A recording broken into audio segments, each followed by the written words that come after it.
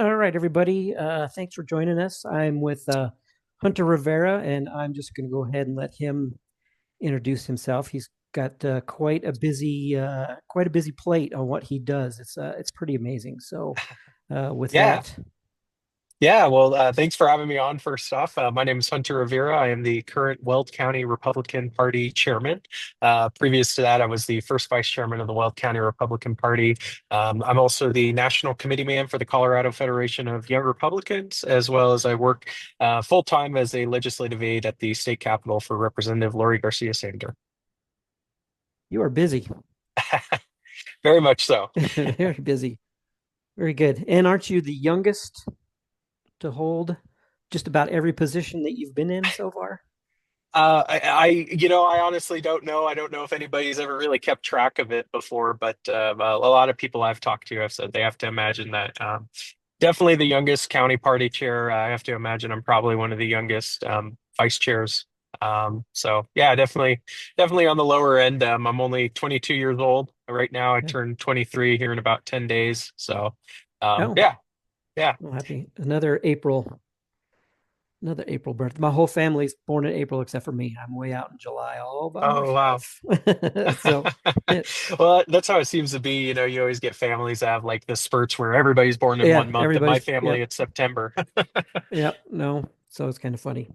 Um, so I retired from the military, moved back home. I'm originally from Colorado, moved back home, not from Weld County, lived in Boulder County in Oh Longmont. wow. And I noticed from the get go, there is a problem with the GOP in Colorado. I noticed it in Weld County. Definitely noticed it in Colorado. And I never understood how we got to where we are. Do you have any idea of how we got there and where we are?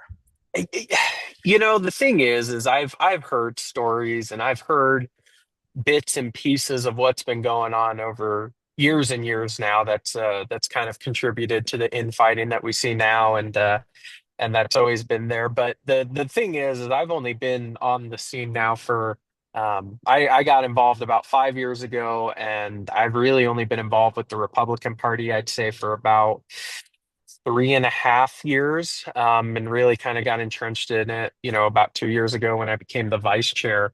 So I honestly couldn't tell you how we got here. I can tell you at least in the long term, sense of how we got here. In the short term sense, I mean, I can definitely speak to how we got here with the current leadership. I think kind of following off the 2022 cycle, I think a lot of people were very upset with the election results. I certainly was upset. I worked for Barb Kirkmeyer's congressional campaign, and Hmm. we came 1,500 votes short, and I think because of that, I think people wanted a change. And you obviously saw Kirsty Birnbaum didn't run for re-election that time for Colorado GOP chair, and we ended up getting definitely a new type of chair, definitely a shift from KBB's leadership with Dave Williams. And I was not optimistic, we'll say. I was not very optimistic when it came to Dave and the outlook that he was going to have. But I wanted to see where he was going to go, and I think right around January is at least where I got very fired up with Dave Williams. He had was still our party chair and started running for Congress. And then from there, it just felt like everything snowballed. I mean, it was the congressional thing, then it was spending money on it, then it was, the fact that Gabe Right. Evans couldn't had to literally get funding from the Arizona GOP to send out mailers. He couldn't even go through his own state GOP. So, I mean, everything just kind of snowballed, at least in the short term for me, since at least January of last year. I mean, there's other layers on top of the broader scheme of it. I mean, another big point of contention is, whether or not we want to opt out of open primaries in Hmm. Colorado. I believe it was 2016, maybe 2014. We passed a Hmm. constitutional amendment, I believe it was, that made it to where primaries had to be open for both parties. So if you're not affiliated, you can vote in either primary, which I very much disagree with that. I think, everybody should have some skin in the game. If you're an unaffiliated voter, I mean, you have no say in our process, you can't Right. vote for me if you're an unaffiliated voter. You can't become a PCP. So I kind of, wonder why would you be involved in our primary process and choosing our candidates? But, that's what the will of the voters chose back in whatever year it was, 2016, 2014, and decided to open the primaries. And, I think a lot of us have some jaded opinions about how we want to work through that. I'm of the opinion that our only two viable routes are either we do something on the ballot and we repeal it, or we have a lawsuit strike that provision down. There's another wing of the party that is very much, I think, in favor of those two ideas, but they're more in favor of the law allows the parties to opt out. So I know that there have been many attempts since I've been involved, at least, where the party has tried to opt out of that open primary. And I am of the opinion that if we opted out of the primary via the route that the law has established, state law has established, it would put the party in a not so great position. But that's a very contentious issue as well. That's kind of contributing to our ineffectiveness. But I guess the broad point with a lot of that, and I know I'm talking quite a bit here, but I think the broad point with that is there's a lot of issues within the party have nothing to do with getting candidates elected. And so when you talk about the ineffectiveness of us, because that was the Yes. original question, um, I think a little bit of my synopsis of what's been going on, at least since I've been involved, kind of gives some insight, and maybe our priorities aren't where they need to be.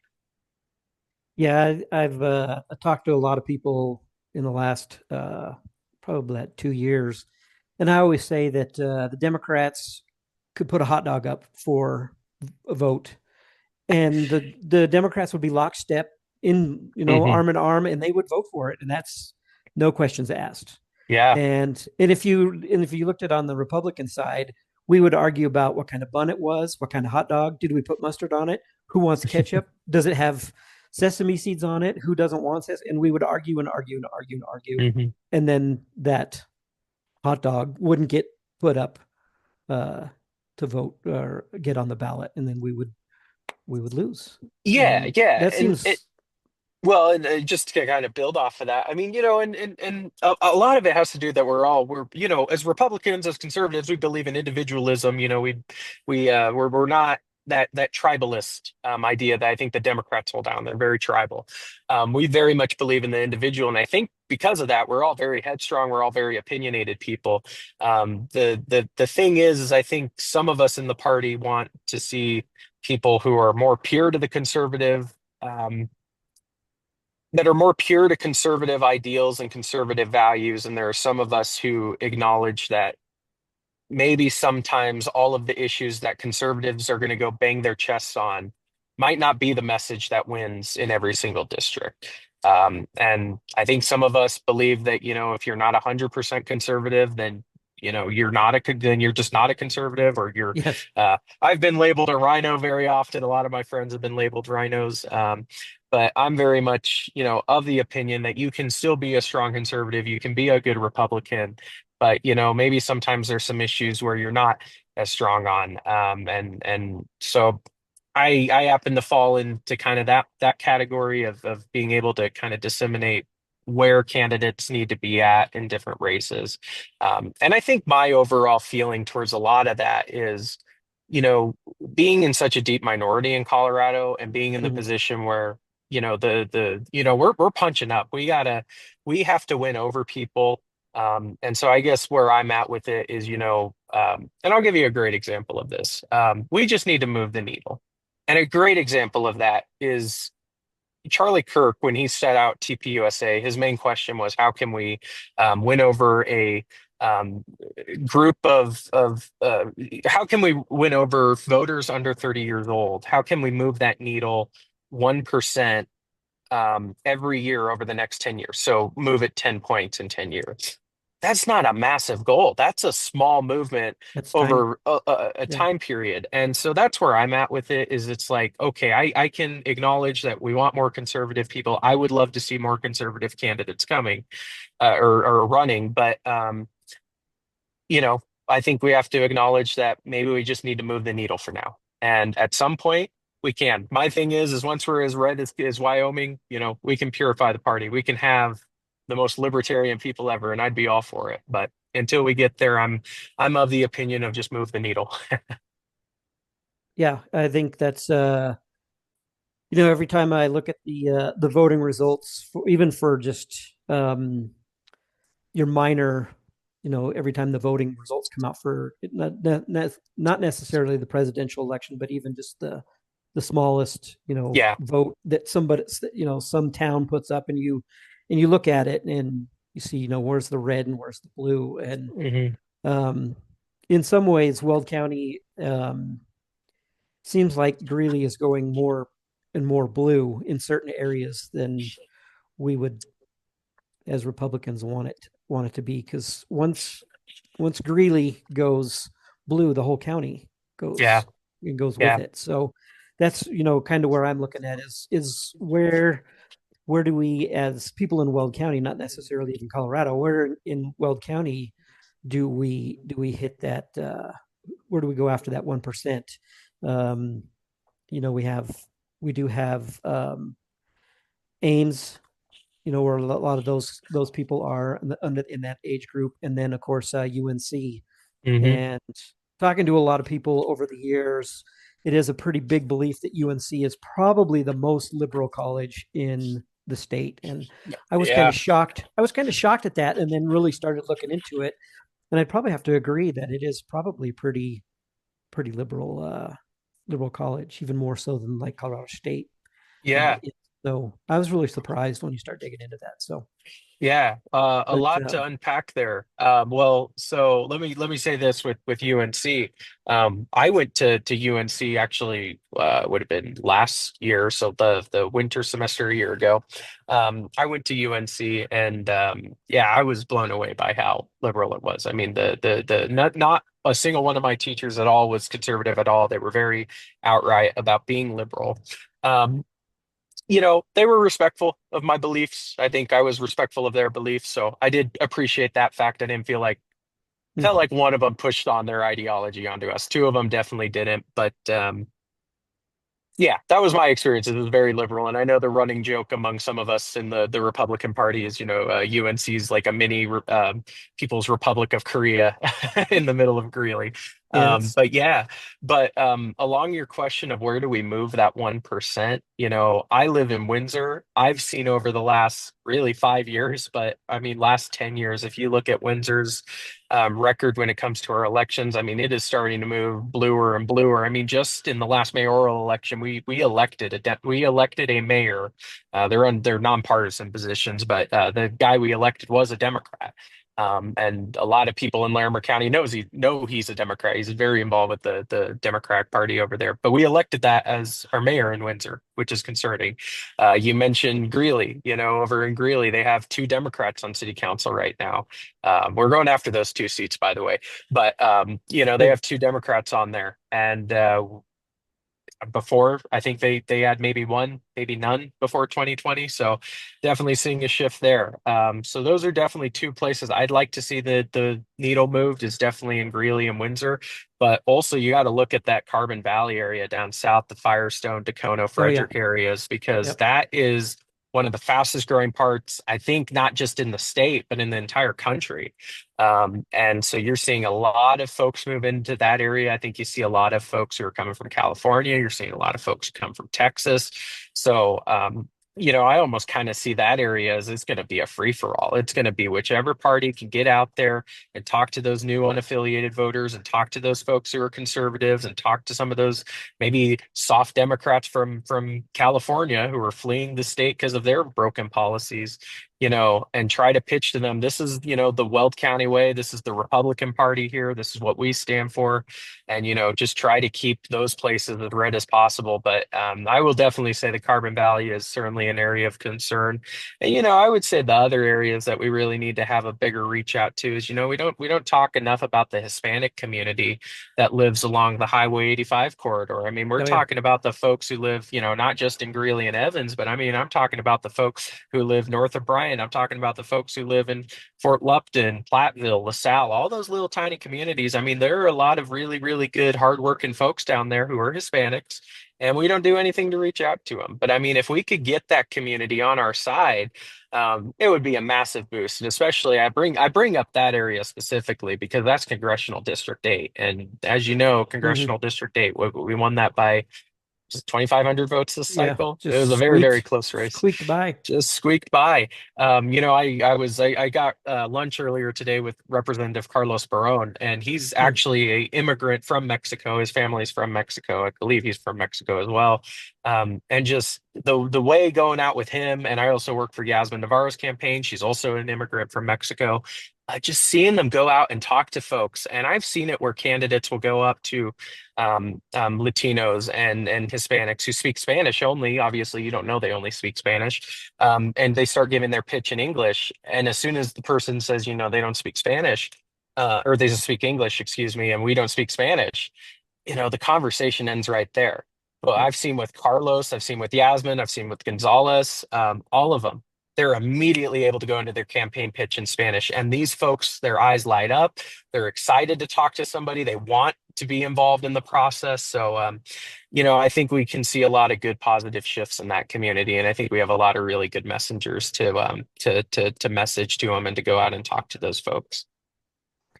Yeah, I think that was one of the things I was really surprised with this last election is to see, they break those demographics down and how there is a lot of the Hispanic community did vote Republican, and I'm not Hmm. sure if that was those people going out and being a part of that, or it was just they were just tired of not being represented by the Democrats. Kind of, Yeah. it could be Well, both. it could be both for sure. And I mean, it's anecdotal evidence. I mean, there's a variety of factors for why Oh she yeah. did so well. But I mean, just look at Yasmin Navarro's race. Like I said, I ran her campaign. So I got to toot my own horn and I got to toot her horn. She's an outstanding lady.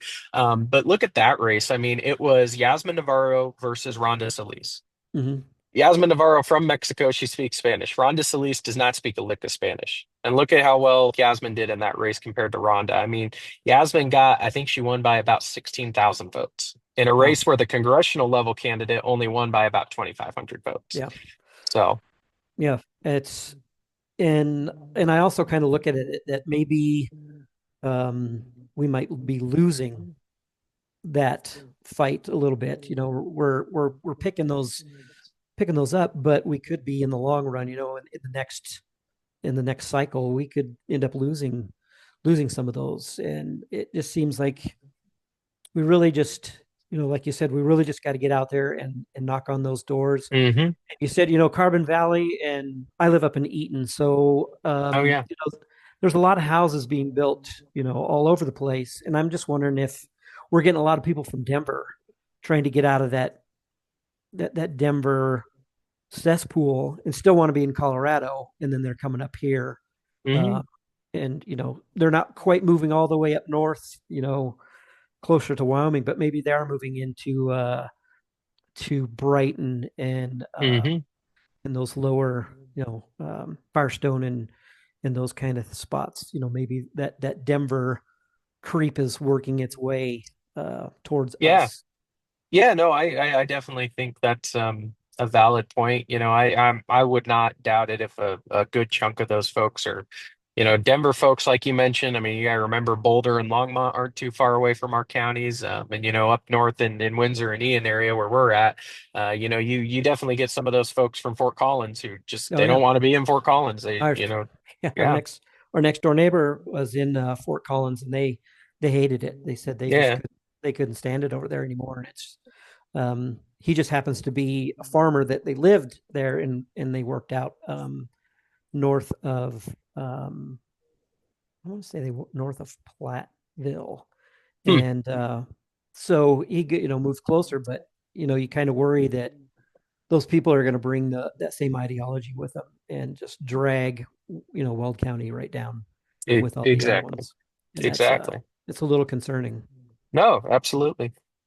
So yeah, I'm kind of excited for the next election. I'm not sure when we get our state people going, and yeah, it's just what do we got to do to make sure we hold on to those seats, get more people into the school board. That's what I tell people is Hmm. if you want to get involved, you need to get involved at the bottom. You need to run for city council. You need to run for the school board. Um, you could run for the county. Um, you could run for just because that's I tell people all the time is if it's going to hit your pocketbook first, it's going to be what your city does, and it's going to be Hmm. what your county does, and that's what we really have to be hitting on is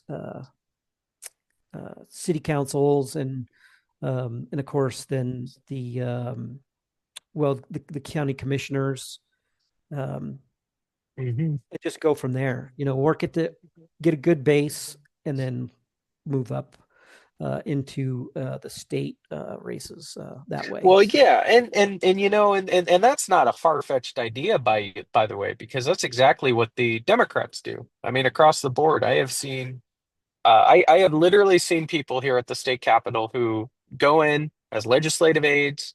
They go off, they send them to a candidate training school, they put them on a city council or run them for a city council, Mhm. or they get appointed. That's something else the Democrats love is to appoint people. Right. But they'll get on a city council somewhere, and then when somebody's seat comes open in that House or Senate seat, they have that person on city council they go to and go, "Hey, we know who you are. You're a Democrat. Why don't you run for that?" So they do a really good job of getting their bench in there. I mean, like that happens across the board. I mean, go over to Fort Collins and look at that. I mean, they had Kathy Kipp. Look at Kathy Kipp. She started out on a PTA board. She went from PTA, she went to school board, and then she got into a state house, and now she's in the state senate. And she's one of the worst Democrats down there. Um, Mhm. so I mean, it's Oh we yeah. we got to do the same thing. And I mean, we have examples of that, but they're not as overt. Right. They're not as coordinated. I can tell you that we have some seats where it's like if a candidate, up and resign tomorrow, we really don't have a bench in some of these seats where we have somebody who we're looking at and saying, that guy is going to be the next state rep for this seat, no matter what. We know that guy's on our radar. Um, I can tell you we have some seats like that where it's like we it would be kind of a free for all. Yeah, that's kind of scary too. Yeah. Um, yeah, and I don't know if that comes from that independent thinking kind of thing, or does it come from the the argument of I always say the argument of sesame seeds on the bun. Is there just people who don't want to get thrown into this just this it's a shit show sometimes Well, I, and I do I they think and do yeah. people want to get thrown into that? Do they want to commit and really be thrown into something where half the Republican Party doesn't like you and will do everything to make you look bad and you know sue you and put you up, just call you Mhm. names, and some people don't want to do that. Well, and there's that's definitely a very, very valid point. And I think, when you kind of look at what I mean, look at the state legislature. I mean, you kind of look at the um yeah, just look at the state legislature. It is not a glamorous job in any way, shape, or form. And if you're a Republican, especially, I mean, you Oh just yeah. go down there and get beat up for 120 straight days. All the things that you're going to bang your chest on when you're out there campaigning. Oh, I'm pro Second Amendment. Oh, I'm pro life. Oh, I'm this. Oh, I'm that. Obviously, I support all those things, but it really sucks when you come down to the state capitol and you can't get anything done because you're so deep in a minority that nobody on the Democrat side even needs to give you the time of day. Yeah. Um, so that's a hard thing, I think, when you get to the state level. With that being said, I think we have some truly, truly exceptional people from our county who are down there. So I definitely think Weld County is the exception to that with who some of our elected reps are. But I will say when you look at some of the inner party offices, you might see the same thing with the quality of candidates we get with intra-party offices. It's like, why would you want to be involved with a party where, you're going to show up to a meeting every month and, half the time somebody's going to be yelling at you and you're going to be yelling at them. So Right. that's not fun for anybody. But, and then you start looking at and I will say, I'll touch on the commissioner races. I will say with our commissioners, we get fine folks for that. I think those jobs, and, there might be something to be said about the salaries that they get too. That might be an incentive for people to run. But I mean, the county commissioner jobs are pretty intensive, and I think that typically gets a crew of pretty good candidates to them. I think our commissioners are a very good group of folks. So give a lot of compliments to them and Yeah. their qualifications. But I mean, let's look at higher seats too that you would say, well, gosh, anybody would want to be the governor of Colorado. Well, I would agree anybody would want to be the governor of Colorado, but if you're a Republican, you're in the state of Colorado and you're looking around and going, well, why would I want to jump into that race to go beat up another Republican for, probably $500,000? And then if I win the primary, then I got to go beat up the Democrat and spend $1.5 million dollars, and I'm probably going to lose anyways. That's a tough place to put yourself in, Yeah.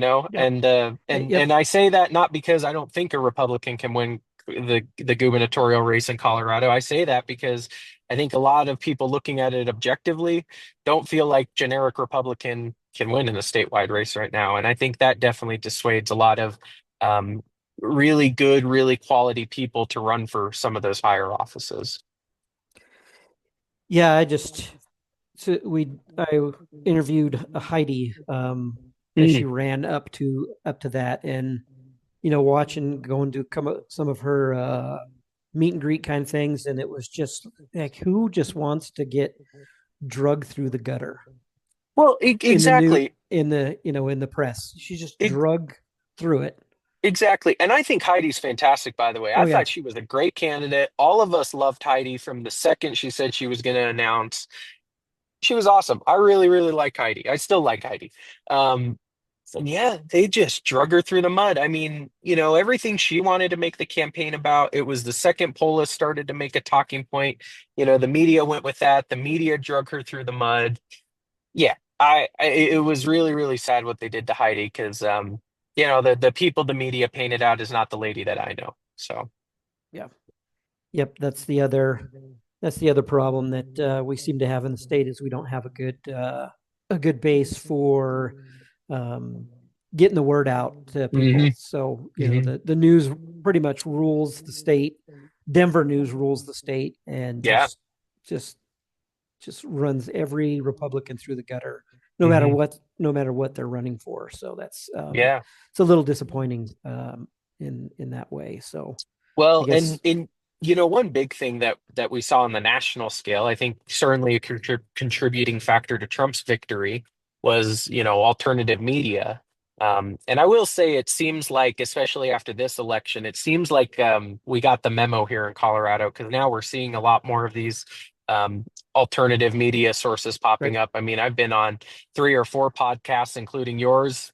That's a form of alternative media. I mean, we've seen it with Heidi Ganahl's Rocky Mountain Voice popping up. I think that's a right, great one. I'll shout him out real quick. Brandon Work of Free State, Colorado. He has an awesome program that he's doing. He's more of a libertarian guy, but we like the libertarians.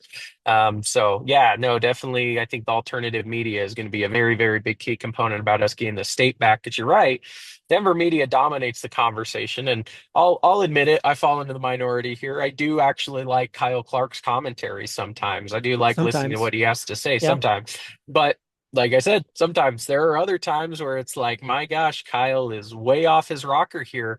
But that's what the people of Colorado are hearing. If you go on to 9 News and that's what you hear all day, right, you're going to have a pretty jaded opinion of the Republican Party because, Kyle doesn't cover the Democrats as often as he does the Republicans. right. And then the commentary towards Democrats is not as negative. And that's true for a lot of the media in Denver.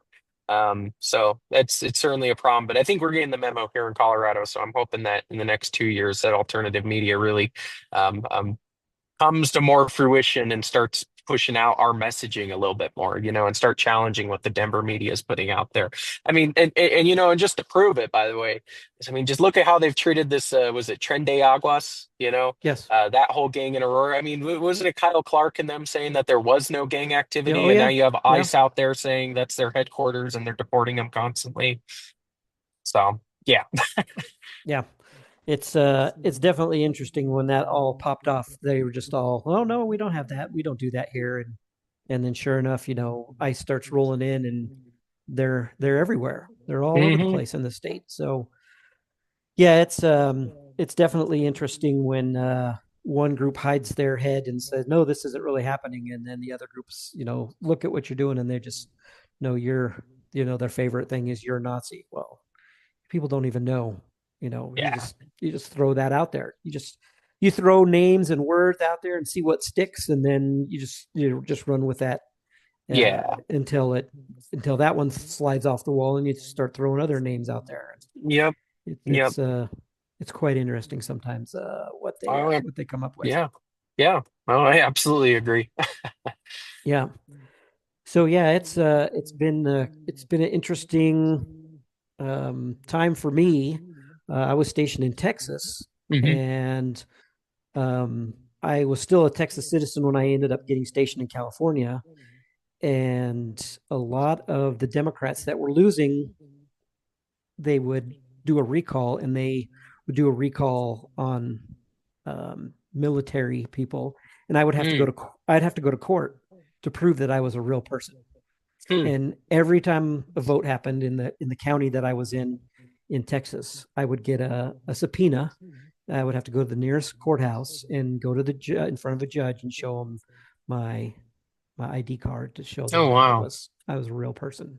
Wow. So I've been on the other side of those. You hear it all the time that there's going to be a big recount. We're gonna challenge all these Mhm. ballots, and that's what they do when they challenge the ballots. Is they'll send a subpoena out, or they'll send some police or somebody out there to see if you're real. And Mhm. I probably did that for about 6 years. Oh, wow. I went to court probably, oh my gosh, I bet 5 or 6 times. And Wow. you walk in, and I'd be in military uniform, and I'd have my military ID card, my Texas driver's license, and I'd show them, and they'd be like, okay, yeah, they check that off and send that piece of paper back. And Mm. the Democrats would still end up losing in that county. But it's interesting to see. If you're never part of that whole process, then you never know, Hmm. what's going on. And that's it's a pain in the butt is what it is. All of a Hmm. sudden, in the mail comes you need to report to the nearest courthouse with all these pieces of paper and the papers that we've mailed you, and you need to go prove that you're a real person. So um, Hmm. it's kind of silly sometimes, but I understand that process. Yeah. So, Yeah.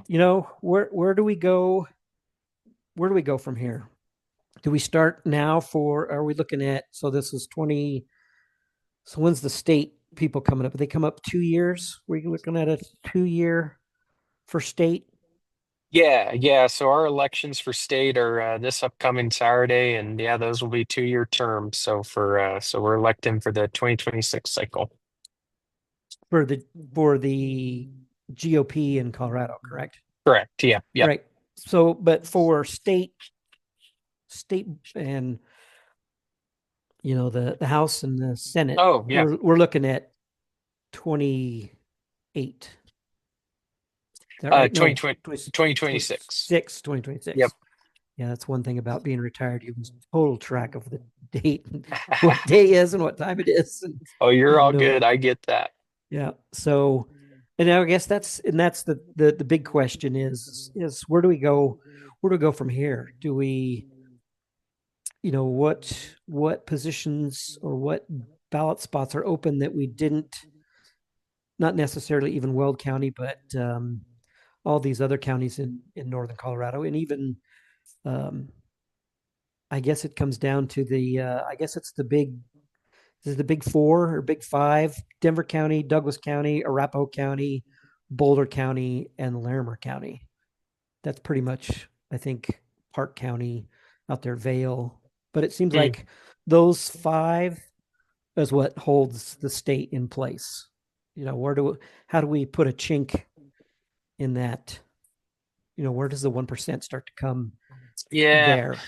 Well, I mean, that's a loaded question because I think a lot It's of it's really it's gonna. tough. Oh yeah, oh yeah, I can go on for a while about that. I mean, I think a lot of it's really gonna depend on who we get on Saturday, and I will say that I think I am cautiously optimistic about 90% of the candidates. If one of those folks get it, um, I think we'll see things move in a positive direction. But, it's really going to come down to how they execute as chair, Mm, in terms of how we're going to do moving forward. I will say in Weld County, where we're moving next is, I mean, our focus is we have a multitude of seats up, but most of our seats that are up in 2 years are going to be safe Republican seats. The three exceptions to that are going to be House District 19, which Dan Woog is currently holding. That was one of oh, the seats we flipped. Well, all three of these we flipped. I won't say that for all of them. House District 50 is the other one that we have to work on holding. That's Ryan Gonzalez's seat, and then of course Congressional District 8 with Gabe Evans, we have to hold that seat. So that's where I'm focused at here in Weld County. Looking at 2026, I mean, statewide, the big thing that we have is the Senate map in midterm elections is friendlier to Republicans, let me put it that way.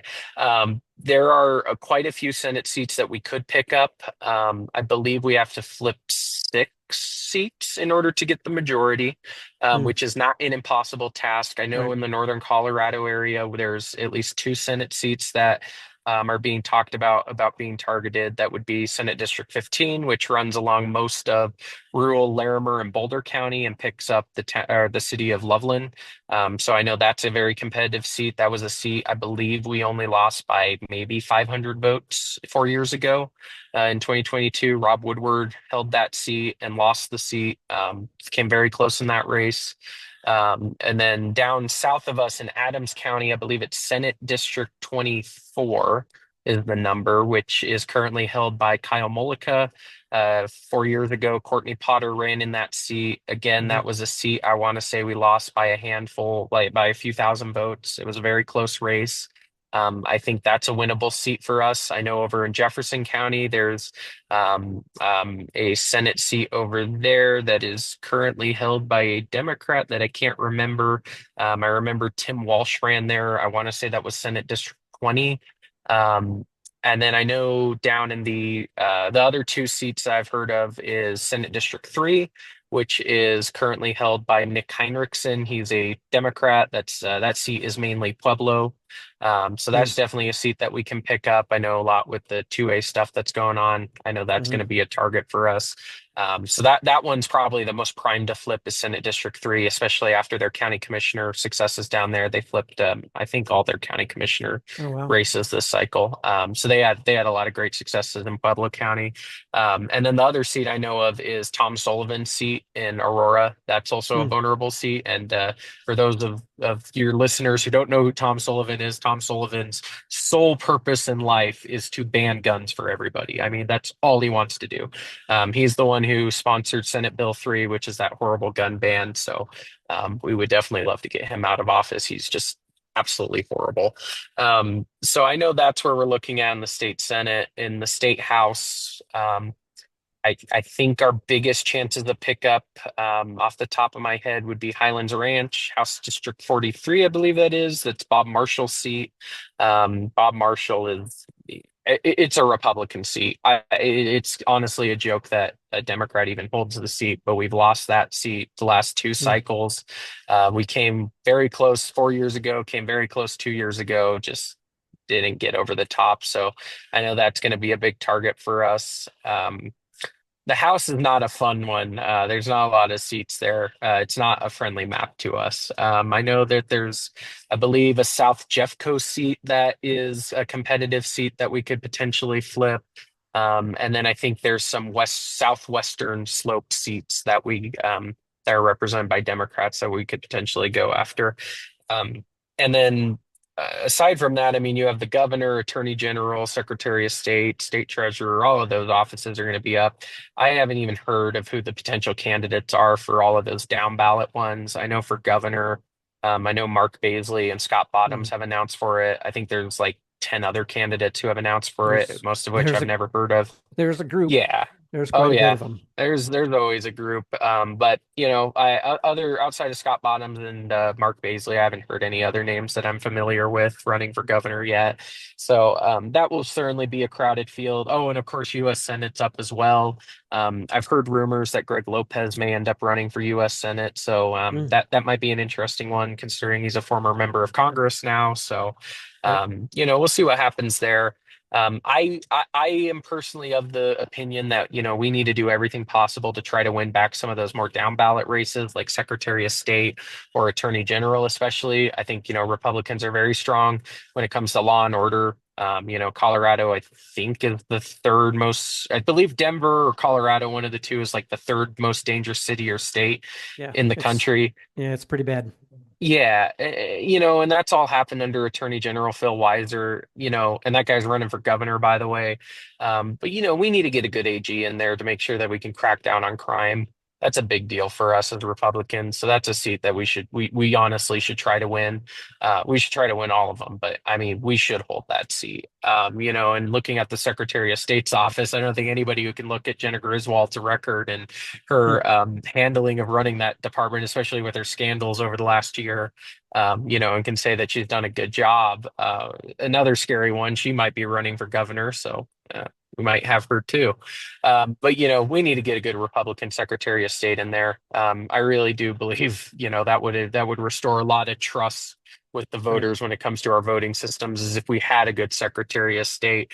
I will say broadly, you said moving the needle in certain areas of the state. I think the big five you mentioned are definitely, the counties that are the epicenter of Colorado politics now. You're talking Denver, Adams, Jefferson, Dougco, Arapahoe, Broomfield, that whole area, the Denver metro area. I mean, that's Yep. that's that's the epicenter of politics now. My personal belief is that I really believe that if the Colorado GOP wanted to get serious about winning back the state of Colorado, then we should be putting every last resource we can into Adams County right now and trying to make Adams County go from a blue county to a red county. And it's not that far off. I want to say it's maybe a 5 or 6 point swing that you have to get in that county to make it a red county. And the reason I bring up Adams County specifically is because that's right in the middle of Congressional District 8. You have a lot of competitive seats there. There's, like I said earlier, you have Senate District 24 there. That could be a Republican seat. You also have House District 34. It's either 34 or 32. It's one of the two, but it's currently held by Jenny Wilford. That's a seat that's within reach if we just put work in there. But if we can get some conservative wins there and, start flipping Adams County red, then, maybe we can start shifting our focus and looking at Jefferson County. Over in Jefferson County, you have the 7th Congressional District, which is always a fun district because it's always rated as um, so it's normally rated as a lean Dem. It's never always a solid Dem Hmm. district. So forecasters, more or less are saying that it could be in play if we wanted to go after it. And I think if you had a concerted effort, again, doing the same thing, going out, registering voters in Jefferson County, talking to folks in the community, winning over voters. Again, there's a lot of competitive seats that overlap with Congressional District 7 in Jefferson County. Um, Move the needle in Jefferson County just a little bit, get that to a more conservative place. I think in Dougco, you have a lot of good conservatives down there. That county is not fully gone, not even Yeah. close. I mean, they have Bob Marshall right now, which they got to get him out of there. But I think, as long as they reinforce and they start getting serious about winning that Highlands Ranch seat back, that's where they're going to have to focus over there. And man, Arapahoe County is probably the hardest one of them all, considering that's Aurora. And I mean, there are some very, very deep portions of Aurora, or deep blue portions of Aurora. But um, I guess that's all to say is, I think you just need a state GOP that's actually going to be willing to sit down and pick those districts and to pick a county and just say, this is where we're going to invest our time and invest our money. And you don't have anybody doing that. And I haven't heard anybody say that either, who's running right now. But I think another big problem with that is, we don't have any continuity within our state GOP. I think even Kyle Clark brought this up on a show recently. I think he was interviewing Britta and mentioned it Yep. to her actually. But he said something to the effect of with the Democrats, you see multi-year spans from the Colorado Democrat Party chair. You have Shad Marab in there now. I believe, before that, Morgan Carroll was in there for a few years. Before that, whoever was in there before her was in there for a few years, but they didn't go away after one cycle. And with the Republican Party, I, I don't think we've had a two-term chair in at least 10 years.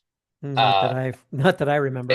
and that's a huge problem. I mean, when you have turnover every 2 years, how are you ever going to establish a Right. long-term cohesive vision to do something? And I really am a believer that, obviously you have to take everything election by election. I'm a very much a live in the moment type of person, but I mean, the goal should be that we're trying to build towards something long term. I feel like if the idea is always the next election, there's some problems with that. I want to know what we're going to be doing, not just for the 2026 election, but I would love to know what we're going to do for the 2028 election. I would love to know what we're going to do for the 2030 election. What's our game plan for when redistricting happens? Right. But there's nobody who has, a 6, 8, 10 year plan right now. And it's just a 2 year plan. And it's just all systems go. Let's pump as much money into this machine as possible. And let's hope we get a Republican elected. And it's like, it's all fine and dandy if it works out at the end of the day, but I haven't seen it work out at the end of the day very often for us in the Yeah. Republican Party. Somebody's getting anxious that it's not on my lap. So, um, yeah, and I think and part of that is, we do have to really make a concerted effort as a state party to go after the the mayors and the Hmm. the town boards and the education boards and Hmm. those little things, starting at the bottom, building a good base, and really going after. Windsor has, like you said, has a Democrat. Well, that shouldn't be. We got to get that. We need to get a Republican back in there. Oh, well, I'll touch on that real quick. So we may have voted him in, but a judge actually kicked out our the Democrat. So the Democrat actually was ineligible to be mayor, so Oh, they kicked well, him out. that's fun. Oh But yeah, yeah, that but was a it that's was a real that's fun situation. but that's the kind of things.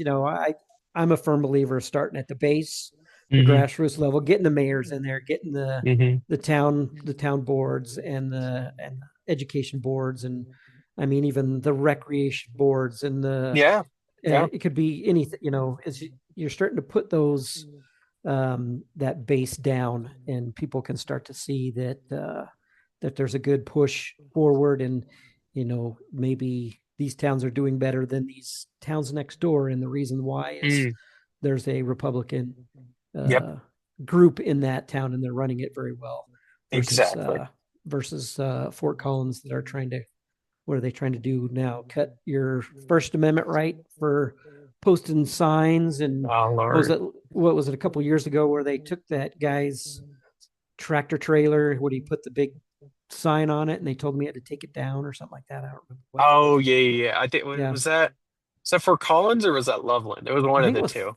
I almost think it was Fort Collins that did that one, because they had a fit, and then um, I think that went all the way up to the Supreme Court, and they said, Oh nope, wow. you can't do that, because of course the Colorado Supreme Court's all liberal Democrats, so that's all not going to work our way when in that too. So yeah, it's a hot mess. Colorado is, and sometimes I think it's time to move. It's time to get out of here. And I was born and Yeah. raised. I was born and raised here, and I have had family here since before it was a state. They were all miners that came over from Austria and England and mined for gold, and my family's been here forever. And Hmm. I this first place I came when I retired from the military, and I don't really want to leave because I love it here, but man, it is hard Yeah. every day to watch the news and hear, what the state is doing to us in the Second Amendment, and then, Hmm. we're now the state of the fees. They're gonna Hmm. they're gonna start charging us a fee to breathe because you're exhaling carbon. So Well, yeah. I mean, with the rate the Democrats are going, I mean, everything under the sun is going to be called a fee because that's the new term that they've engineered over the last 5 years that they've discovered they can use to get around Tabor. So, yep, and that's the next one that they're going to go after. I mean, we're hearing rumors that they're going to try to shove a ballot initiative down the state legislature in the final weeks to put a ballot initiative out there to eliminate Tabor. And it's just like when does it stop? you know? Well, yeah, And the thing is they keep trying to repeal Tabor, and every time they try to do it, the voters are like, no, it's it's we it's don't a want that. huge it's a huge no. It's not, Yeah. 60-40. It's like 80%, Yeah, yeah, yeah, and it's like exactly. they get hammered on it every time. So yeah, Hmm. that's always good to see that people at least are paying attention to the wording on some of these ballots that are just Yep. they're just Yep. atrocious. They're just not playing. They're not. They're well. Of course, we know they're not playing fair, but yeah, they're wording things uh, to hide the real intentions of what's going on. Yeah. It's too bad. Too bad you have to play that way. Yep. Yep. Yep.